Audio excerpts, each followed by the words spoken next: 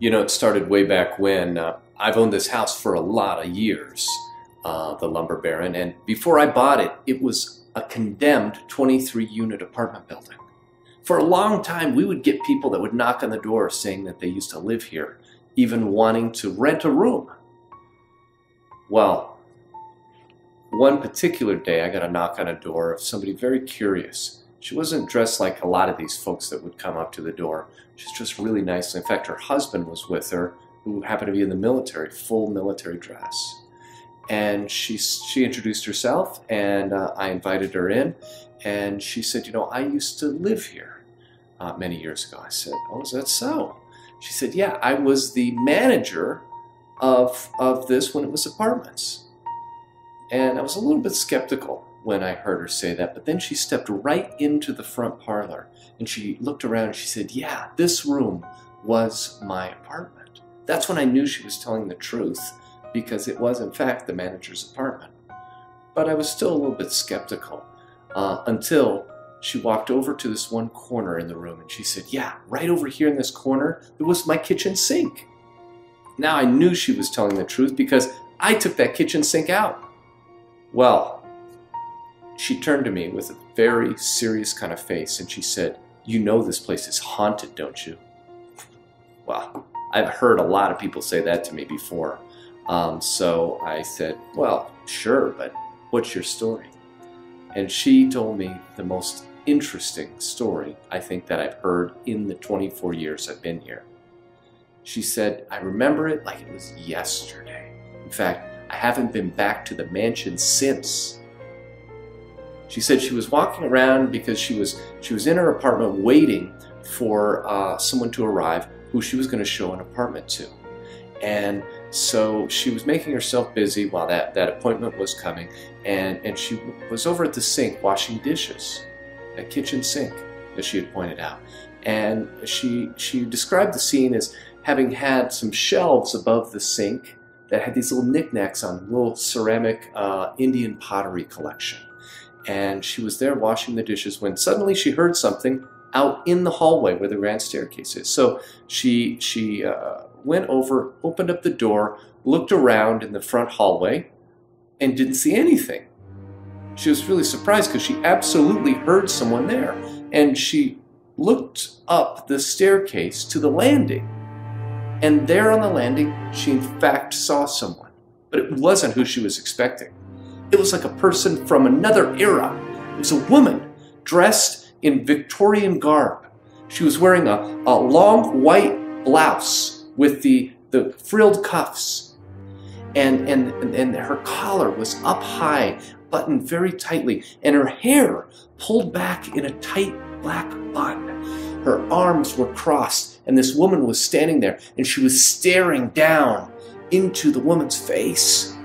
And it so startled the apartment manager that she didn't know what to do. She looked down at her shoes, you know, sheepishly just getting enough courage to look back up at the stairs, and the woman was gone. Well, just totally terrified the manager, so she went running into her apartment, locked the doors, and was pacing around, and she knew she had seen a ghost right in front of her. And so she tried to distract herself. She's like, I'm gonna go back to what I was doing, washing dishes. So she makes it over to the sink and she begins washing dishes again, you know, nervously and closing her eyes. Every time she closed her eyes, she'd see the face of that woman staring at her again.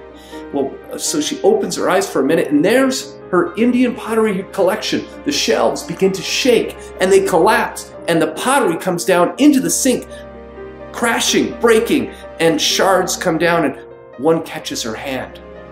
The water turns red with her blood.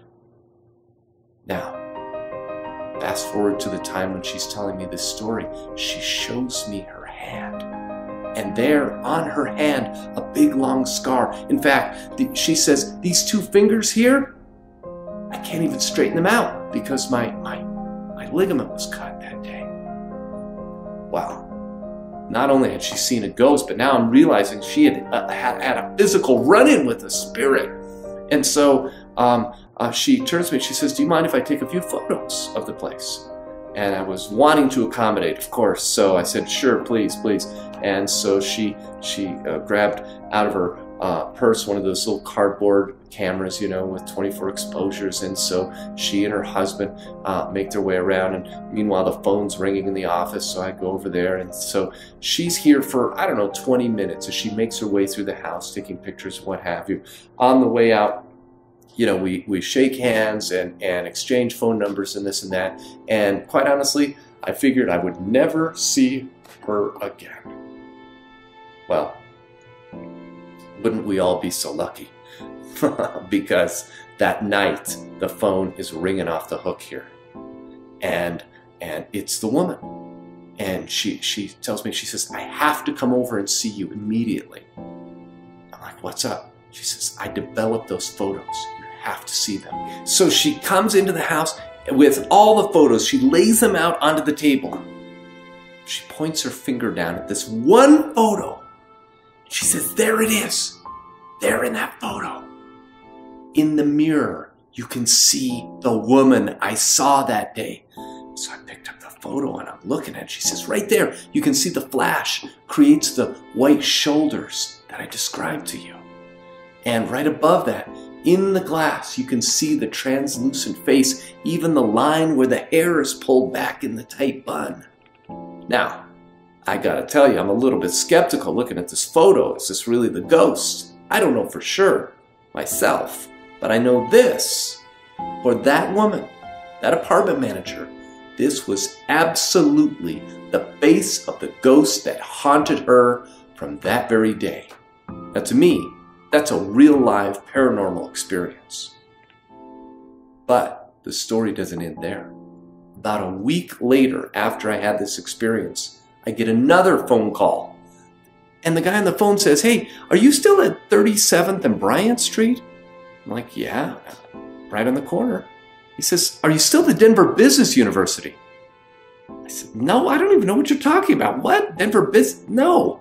He says, whoa, I just bought this picture on eBay. Can I bring it over? And so now he's coming over with this very historical kind of photo. And it's a photo of this house. In fact, it's a picture of the front of the house, the front porch of the house with the big arches. And there on each arch, it says the Denver Business University all the way across. And there standing on the porch on the steps are like 35, 40 people, all from the Victorian era. In fact, the picture itself was almost exactly 100 years old. And there on the porch are like 5 or 6 perfect candidates for the woman who was in the mirror. I mean, like it was done ahead of time.